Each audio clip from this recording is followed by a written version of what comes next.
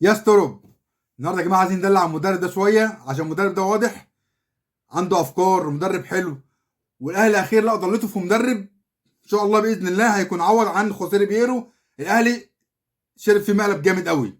الوقت يا جماعه المدرب ده جه من الدار للنار، لا حضر فتره اعداد، لا اختار لعيبه، لا شاف لعيبه.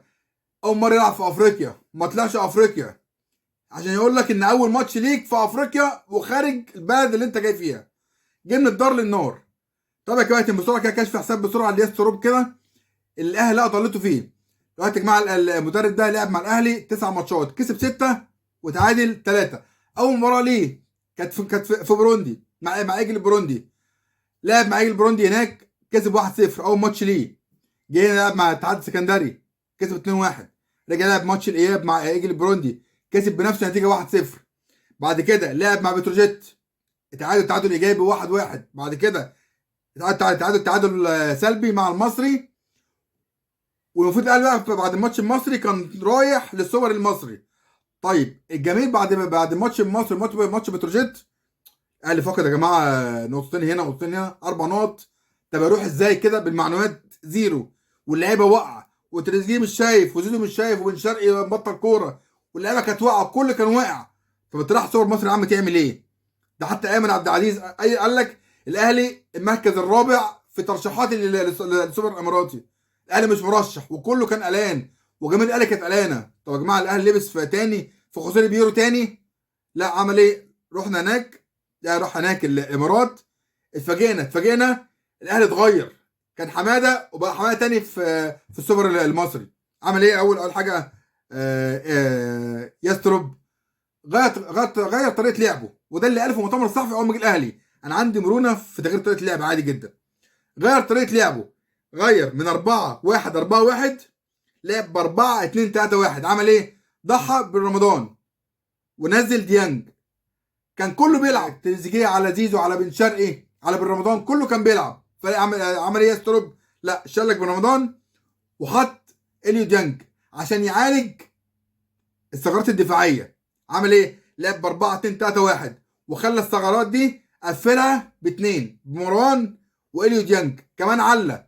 لا ما شاء الله البدني عند اليو ديانج عالي. خلى اليو ديانج هو اللي بيطور الهجمه، هو اللي خلاه بقى تكتيكيا عالي جدا وفنيا عالي جدا. وبقى يهاجم المساحه اللي بيلعب عليها يستروب، اللي هي المساحه اللي بيفضيها عن عمد ما بين السيرد باك والباك ليفت للمنافس.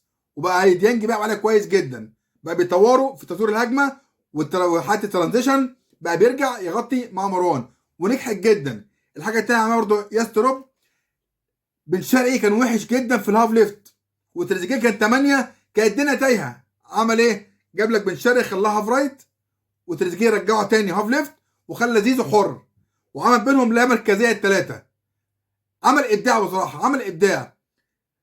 والتركه اللي بيعملها كل ماتش ولغايه دلوقتي مفيش مدرب قادر يقفشها على يستروب. التركه ان هجمع لعب ناحيه الشمال هتيجي مروان هيلعبها لهاني او الناحيه اليمين عشان خاطر حد بيسقط بيبقى ديانج معظم الاوقات او بن شرقي او زيزو في المساحه اللي قلنا عليها يا جماعه، اللي هي اللي بيفضيها عن عمد مع الاستحواذ ومع التنقلات.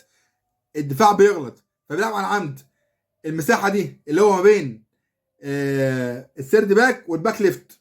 عملها في ماتش سيراميكا، جري في المساحه دي مين؟ زيزو. خد الكوره وعمل الكروس، تريزيجيه حطها. دي كانت التركه اللي لعب عليها يستروب في ماتش سيراميكا. ده كان اول جول في ماتش سيراميكا. نيجي للماتش النهائي السوبر المصري، عملها في نادي الزمالك نفسه. الكور تجميع ليها برضو، مروان يلعبها لهاني، جت لزيزو، بن شرقي اللي قطع في المساحه اتلعبت له اتحطت جول. والاهلي كسب السوبر المصري اللي كان مرشح رقم 4، كسب السوبر المصري. طب بعد السوبر المصري الاهلي لعب شبيبه القبائل كسب 4-1 نفس التركه برضه.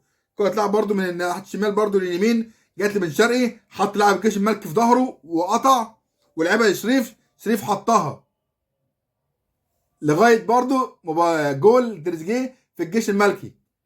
نفس الكلام برضه نفس الكلام.